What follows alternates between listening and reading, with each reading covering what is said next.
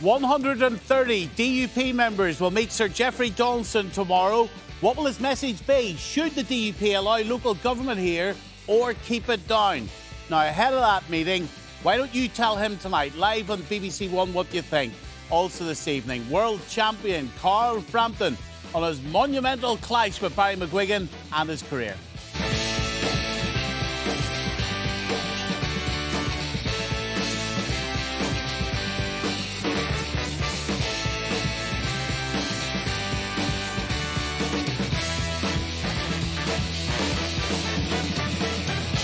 Good evening, how are you all doing? We're live on BBC One. That means you can pick up the phone, you can get straight into the BBC tonight. Tomorrow, the DUP leader, Sir Geoffrey Donaldson, will stand in front of 130 members of the DUP in what the party is describing as a routine executive meeting.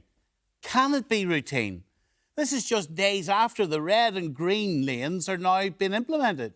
New labelling now in place in Northern Ireland. No sense that there are any significant changes to the Windsor framework. How routine is that meeting going to be?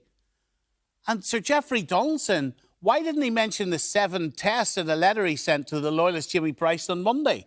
Bryson warned him of mass street protests if he returns to Stormont and a swathe of grassroots unionists voting against the DUP.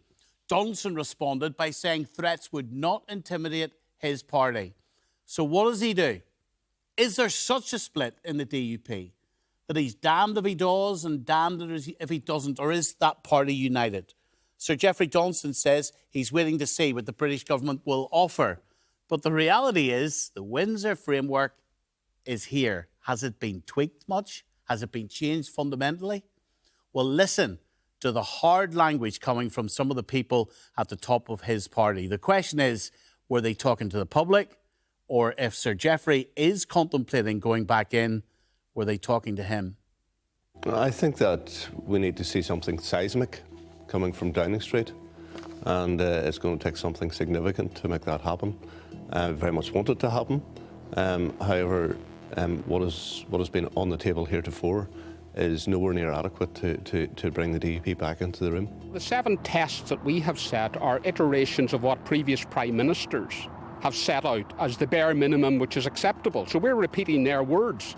Clearly, this report vindicates our stance. It says that the Windsor framework is more burdensome and onerous than the current position that we operate with the easements and grace periods. The government has allowed the EU to impose its law on part of the United Kingdom.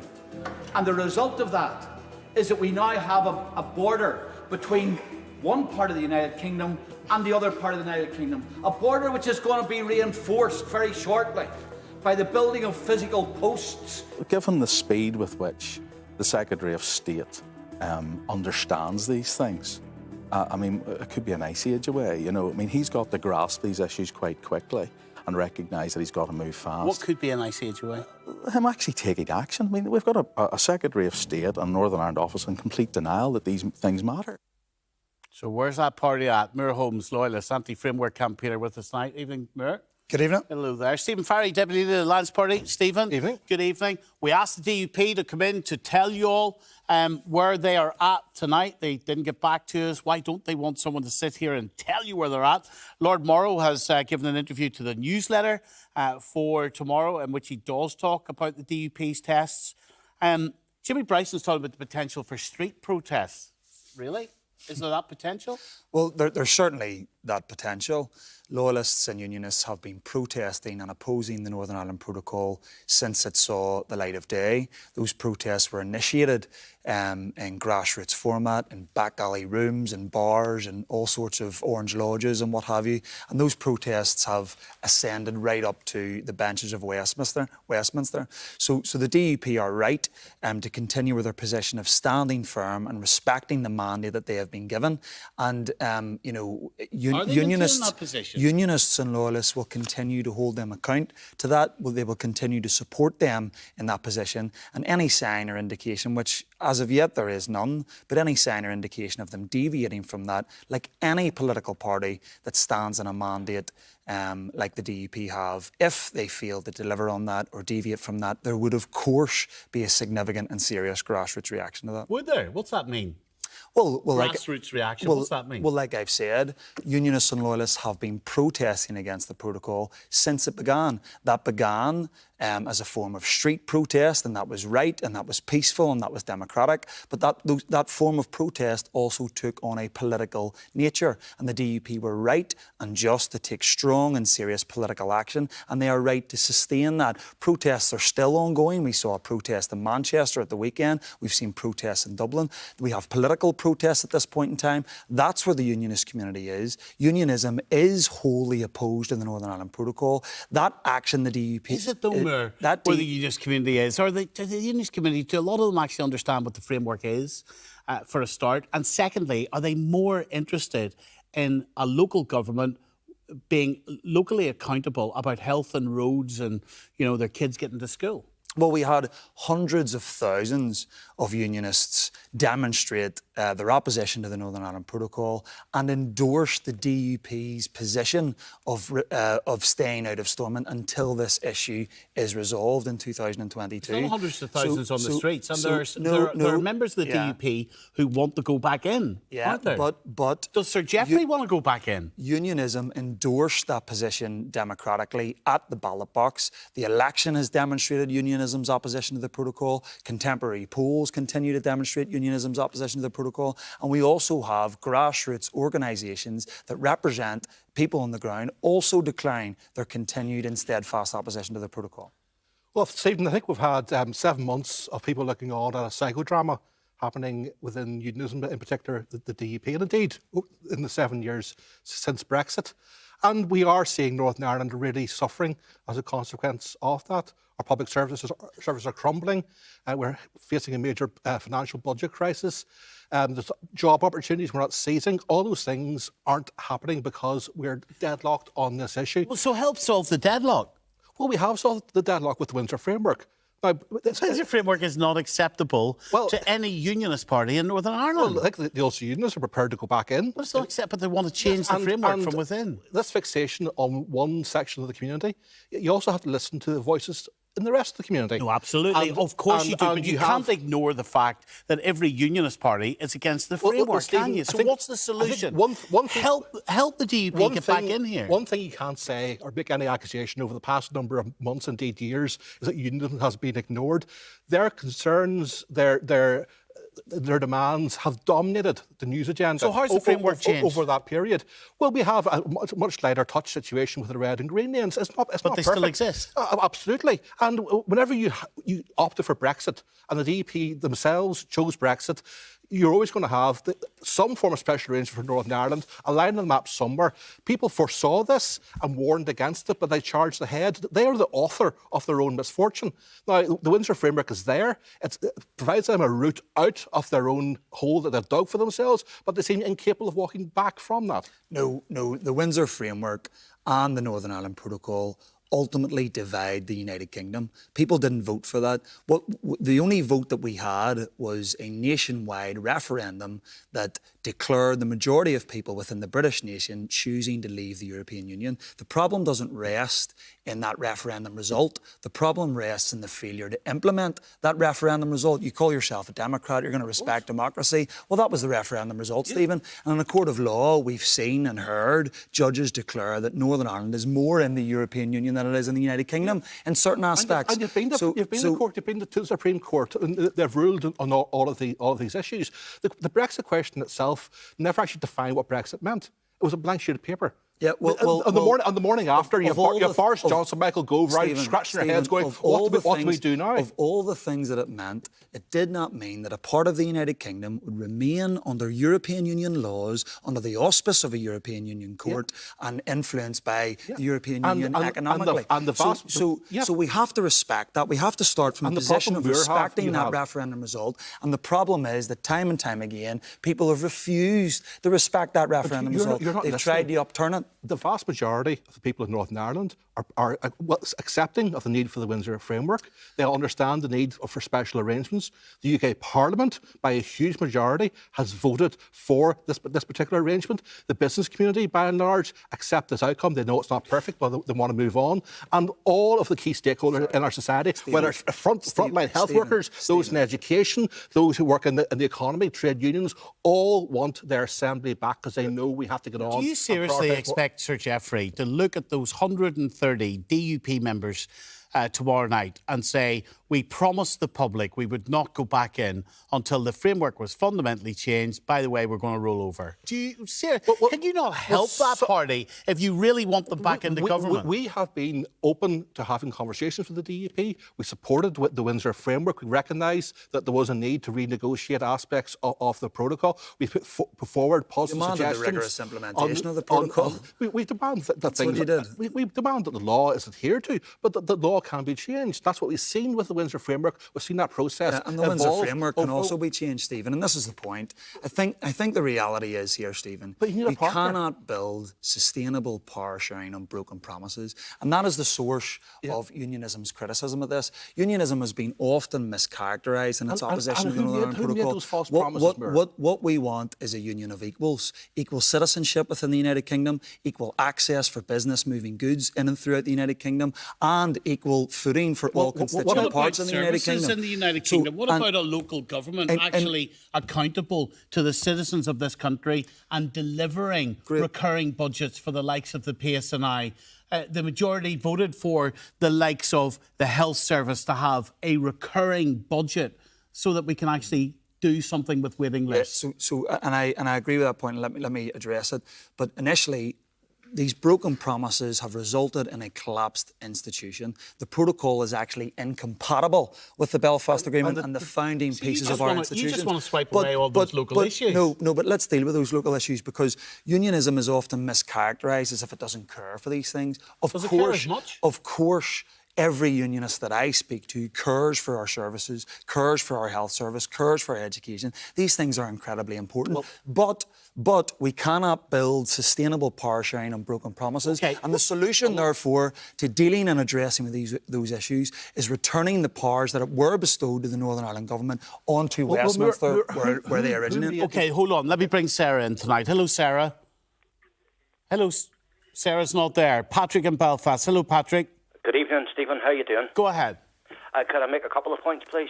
Yes, very quickly for me, if you can. Yeah, if the DUP still refuse to go back in the government, it should either be A, it should be then joint authority, or B, the government should be allowed to be formed to move on without them. And just one further quick point. Could I add, the likes of... Where's any of that in the Good Friday Agreement? Pardon? Where's any of what you've said in the Good Friday Agreement? Well, the DUP never supported the Good Friday Agreement, and I just want to add one final thing. If the likes of Jeffrey Donaldson and Mirror Holmes and Jimmy Bryson think that the British Prime Minister is going to tear up an international trade deal with 28 EU countries for a couple of 100,000 loyalists, then they need to really get their heads out of the clouds and get into the real world. It's not going to happen. Well, I think there's a couple of things to say. First and foremost is that we have seen changes. Stephen talked about how the protocol has been, in a minor way, improved through the framework in some aspects. In other aspects, it's made it worse. And we can't talk about the success of the Windsor framework, as some want to, without recognising the pivotal role that unionism has played in bringing that about. Clearly, the Windsor framework does not go far enough. It does not address the fundamental issues. But we've proved in the past that we can initiate change. It's wrong to talk about the British government as if they... Where's the compromise for you? As if they don't care about this. Has Jeffrey Donaldson, do you think, got wriggle room to compromise? Well, I think the unionist community as a whole is clear. We are in a position where the constitutional cornerstone of our country has been suspended. That's what's been ratified in a court of law. And no unionist that I know is prepared to compromise on that issue and prepared to implement an arrangement which fosters the divisions within our own country. Brian's in Belfast. Hello, Brian. Hello, Stephen. Stephen, the Loyalist spokesperson you have on there, and I listened to the hierarchy of the DUP early on the programme. They never mentioned the business sector. I like to ask the Loyalist spokesperson there, was he down at the Titanic Quarter during the conference for the meeting with the investors? And the way the business sector embraced the Windsor deal. Well, you never hear the DUP or Loyalists speaking about how the business sector is working with the Windsor deal. Look, I just wish the DUP were here to speak to you, right, and to present their case to you. Go ahead. The business sector, the business sector are always going to work with whatever the business sector are given. They're pragmatic in that sense and just deal with the terms before them. I think, you know, what you have seen as reported in the news today, 100 businesses that previously sold into Northern Ireland are no longer doing so from Great Britain. There are serious economic issues with the Windsor framework. You talk about green lane, you talk about green lane and red lanes. You have a bright red lane and a dark red lane. Even for the green lane, you have to, you know, meet a certain criteria to access it, apply for it, be eligible for it. No problem. Complete customs procedures in order to use it. Many people are blaming a lack of government for problems here. We should remind ourselves, by the way, that everything wasn't fixed when we did have Stormont. Let's not forget that. There is certainly no local ministerial accountability without Stormont, obviously. Now, sitting on a health service waiting list, how do people feel when there's no health minister? We have the worst waiting times here in the UK. Brendan has been down to Enniskillen to meet Cillian Thompson. He says he could wait for this, 9 years for a routine consultant appointment. Cillian Thompson has a job as a vehicle detailer that keeps him busy, and in his spare time, he used to be a keen amateur boxer.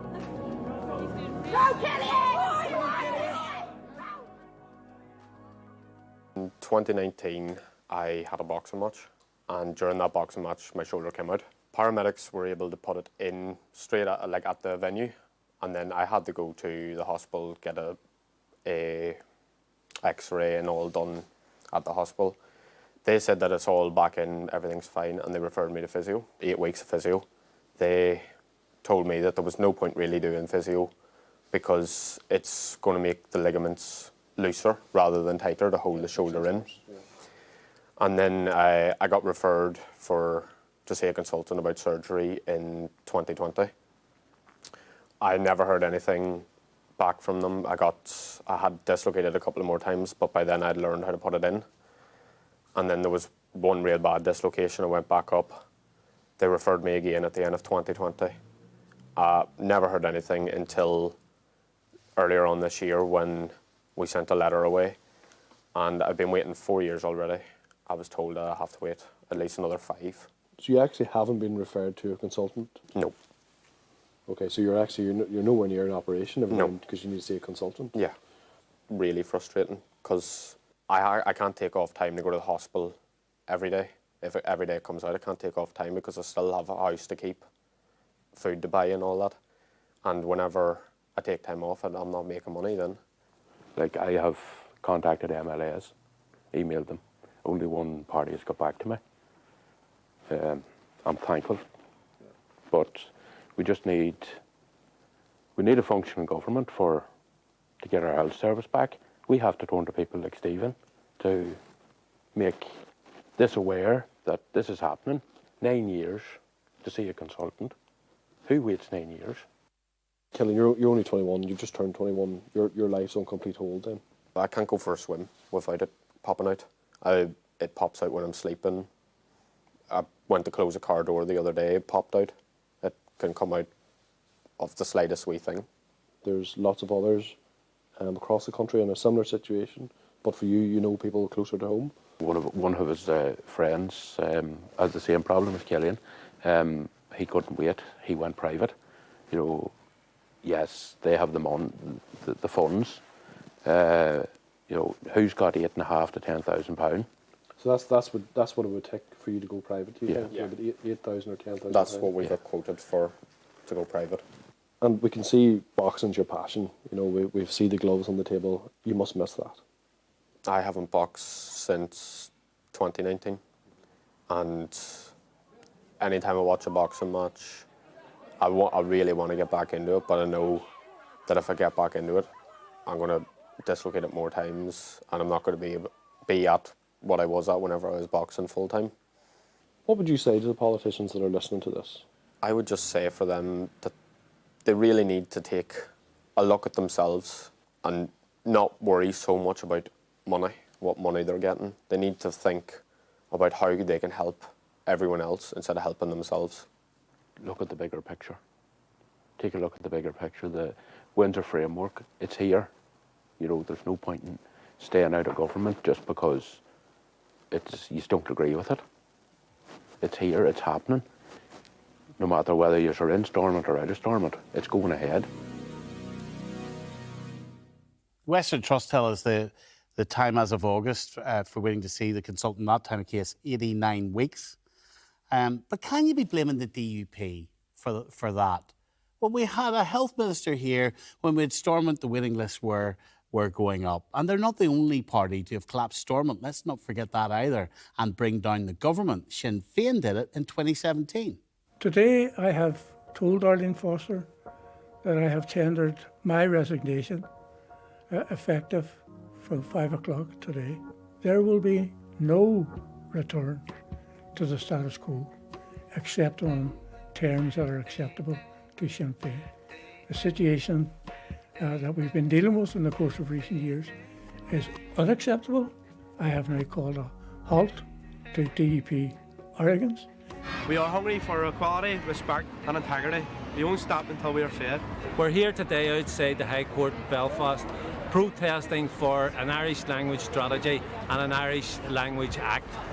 I think the DUP are attempting to talk about everything else other than the RHA cash for ash scandal. This election is clearly about that. It's about the drip feed of £500 million. So, I mean, this characterisation of we should have given something to Sinn Féin to keep them appeased is not the way I do business. If you feed a crocodile, they're going to keep coming back and looking for more. Not interested in the negativity.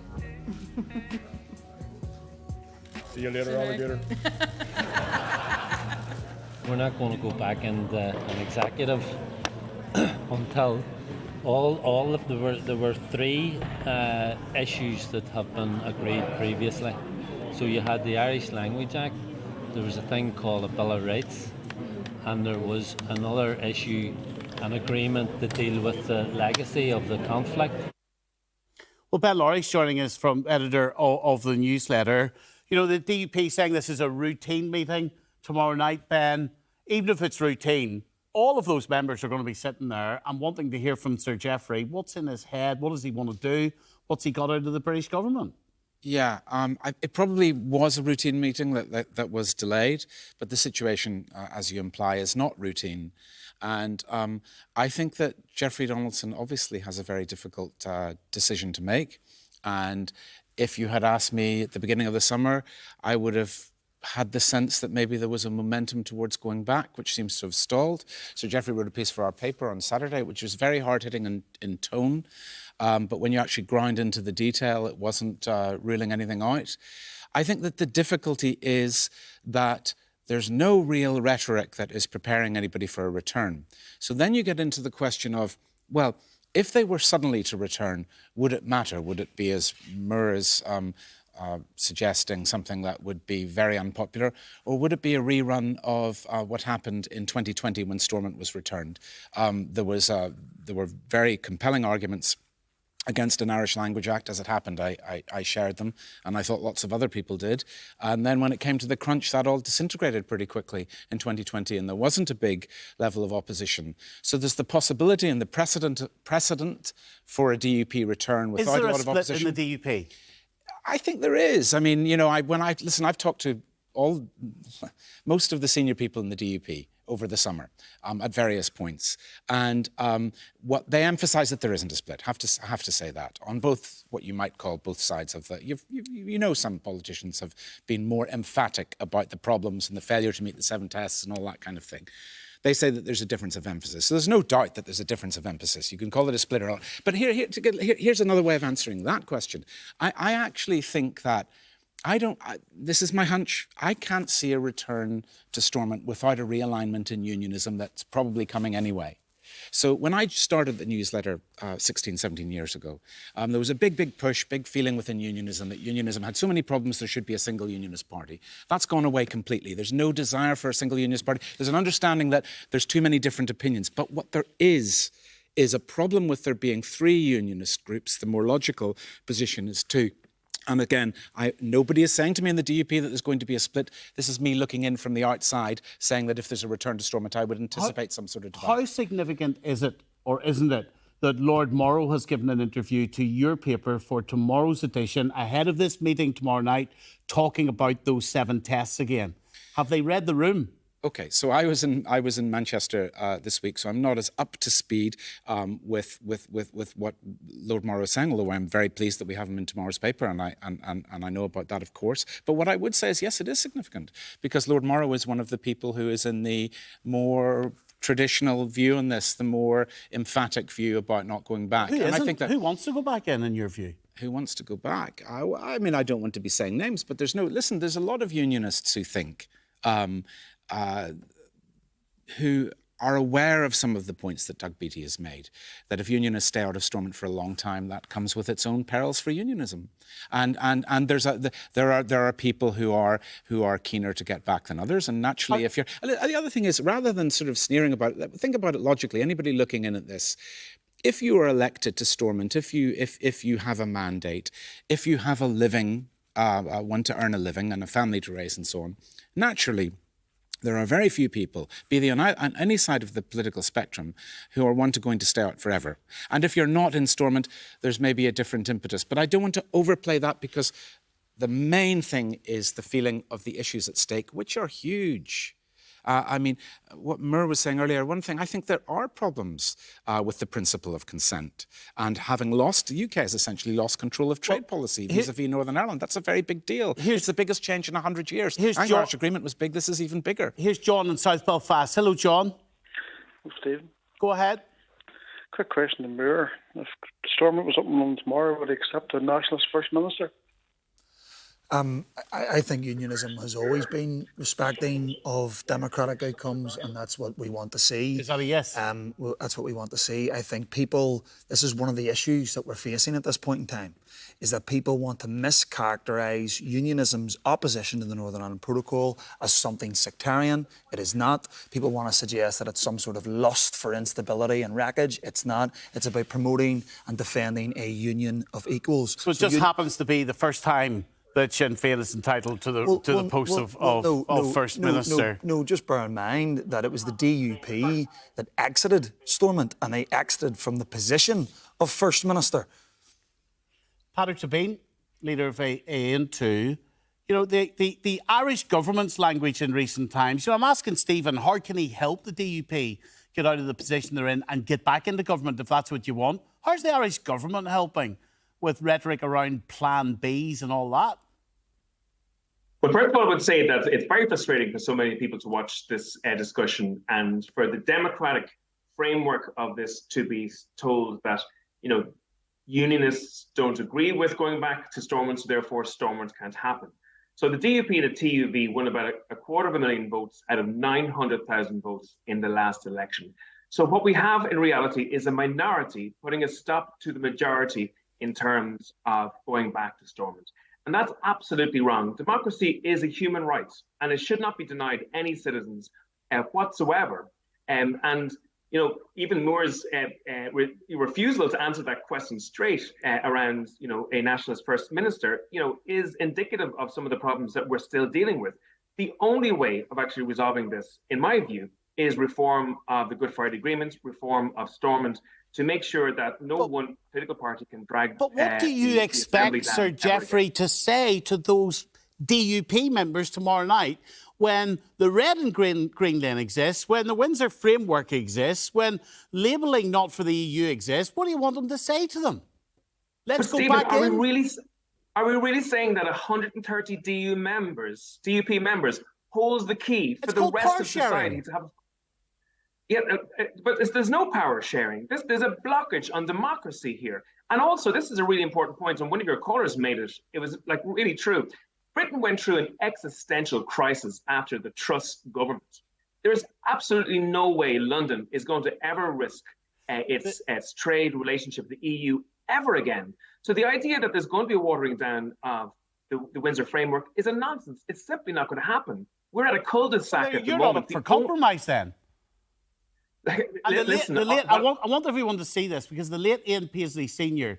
faced a choice over a huge compromise. He actually spelt it out to me in 2007 when I sat down with him in Stormont. Have a look. We were told by the two governments, and especially by the Secretary of State, that if we didn't do this, then it was going to be curtains for our country. That was a and threat, we were going, wasn't it? Yes, it was a threat. It was going to be a plan B. Plan B, where have we heard that language again? That was 2007. Is history repeating itself? We've heard that Plan B rhetoric in recent weeks and months. So what did Paisley do? He compromised. How would have I faced my people if I had allowed this country to have the Union destroyed and a setting up of a joint government by the South of Ireland, which the South of Ireland also claimed, as well as Mr. Hayne. But they were going to take us over.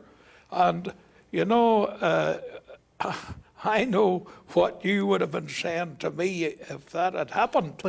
And I know what the people would say. So I think that I had to take a step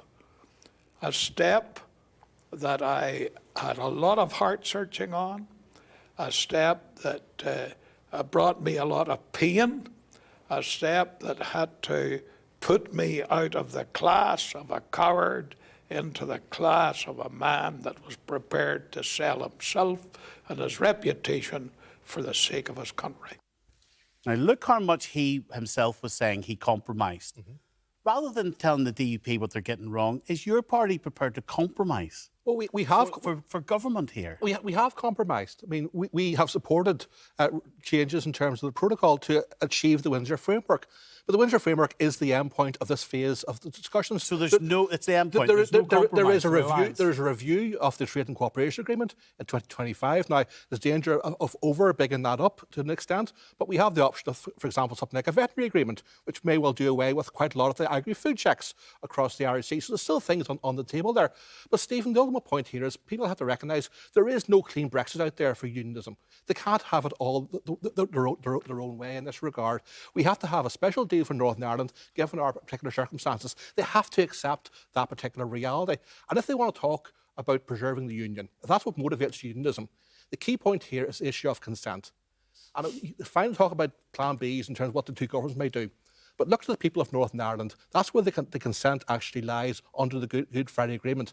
And that is based upon Northern Ireland working, and it's based upon a functioning assembly. So what unionism is playing is undermining their own position by this boycott. That's incorrect. The support for the union will erode. I'm seeing it in terms of the people I represent. That's what's happening. You support the union, do you? Well, you know where we stand on that issue, Stephen, so we're not going to go back over that. But you don't know if you support the union?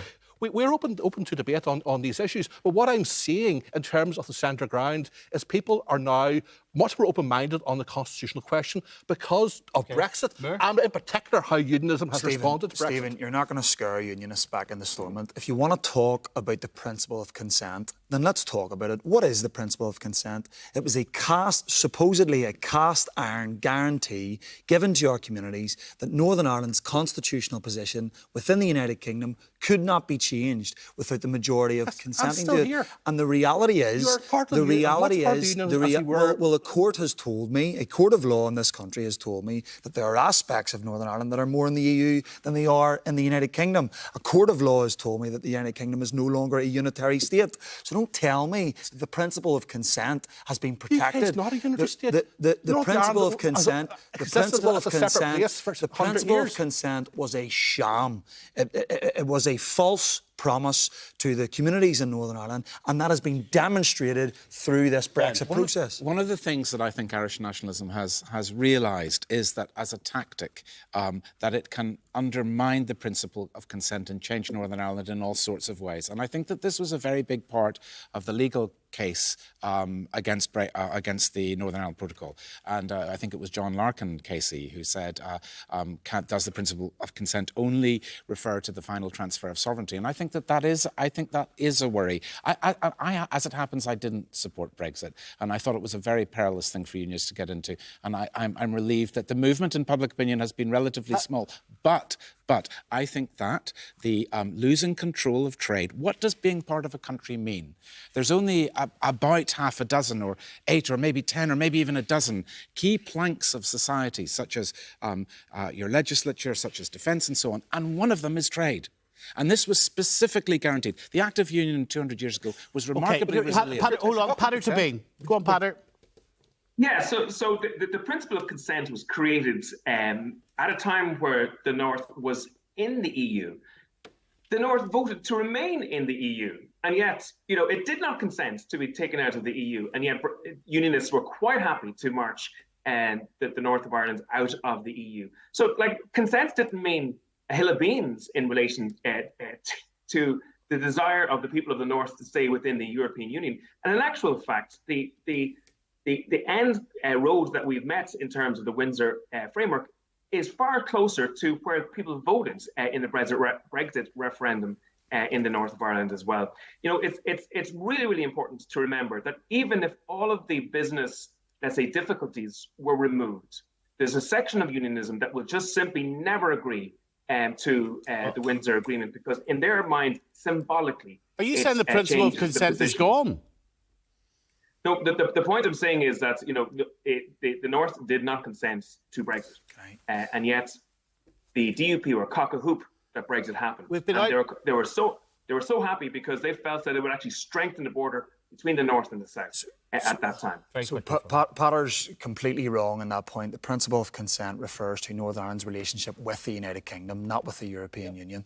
So that's a simple point. And the Belfast Agreement reaffirms Northern Ireland's status as an integral part of the United Kingdom. But as a consequence of the Windsor framework, that is changed. And a majority of the people of Northern Ireland support the Windsor framework. That's the utter flaw in this argument. You can talk consent all you want, but the reality is the pure maths is clear. Majority of MLAs, a majority of the people of Northern Ireland, a majority of businesses support the Windsor framework. So majority rule now, is that it? Well, because the consent is a majoritarian principle. We've been out in the streets as well. Brenda's been to Lisburn, Portadown and the Newton Arch Road in Belfast to find out what people are thinking. I always voted for the DUP. And has that changed? Oh yes, definitely. And I think Jeffrey Donaldson does not want Michelle O'Neill to be the First Minister. See, to be honest, since they stopped going into government, I haven't really voted. I didn't vote in that last one, and I'm only 27, so I feel as if it should be married to go and vote. But I don't see the point in voting for any of them, if I'm honest, because none of them want to work. But I work in transport, so we understand to try and get stuff back and forward over the water. It's a nightmare. The last few years has been hard work for transport companies, organising loads, moving back and forth across the country. Get in and get the work done that's needed. We need them, but they need to get back in. Get in and get the work. Think that woman cares about the Windsor framework? Maybe she does. I think unionism has repeatedly demonstrated how this is a very serious issue that they are concerned about. They've voiced that democratically at elections. We're seeing that in opinion polls, and you've seen grassroots organisations that represent unionist groups supporting the position. The message from unionism and loyalism is simple and it is straightforward. The DUP were giving a mandate to stand firm. Jeffrey Donaldson, the first day that he launched his campaign in 2022, said in the Strand Cinema that he would not be returning to Stormont until this issue is resolved. It has clearly not been resolved, and it is right and it is just that unionists and loyalists throughout the country expect him to deliver on that. Can they stay out forever? Can they stay out forever? You could stay out forever if there was direct rule. Think they will? And I think that, by the way, it's a real pity that direct rule has been taken off the table. It was a Labour government that brought it in between 2002 and 2007 over what it perceived as Sinn Féin bad behaviour, with no increased say for the Irish government, which didn't want that to happen. I accept it. Do I think that they are likely to stay out forever? No. Do you think they're likely to go back in before the election? I would have thought that's more likely than not, but as I said, it won't be an easy path if they do. Logically, they have to go back. There's no alternative, and we have to reform the Assembly to stop it collapsing again. OK. Stephen, thank you. Patrick, thank you. Ben, thank you. Muir, thank you very much indeed.